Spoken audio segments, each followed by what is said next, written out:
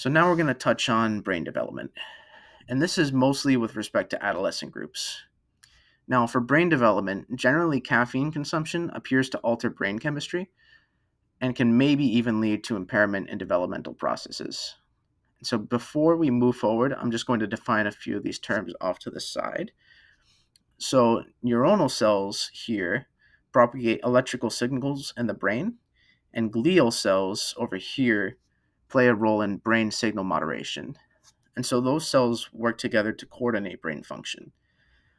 Obviously, that means they're important.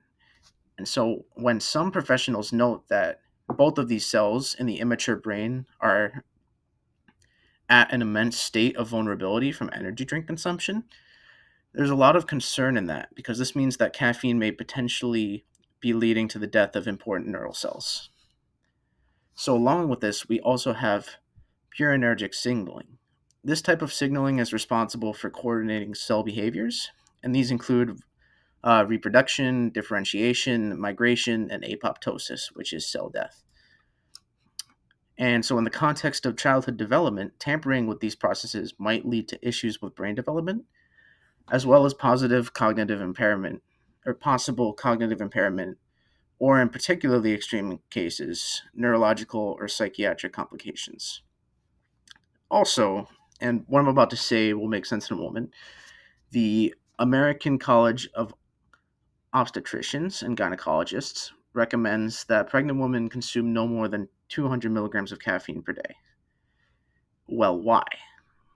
So, essentially, a negative correlation between caffeine consumption during pregnancy and IQ and subsequently birthed children has been found, which, along the fact that this is highly disturbing, it once again suggests caffeine severely tampers with brain development. IQ in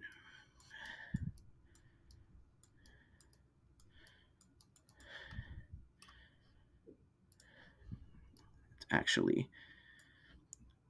birthed children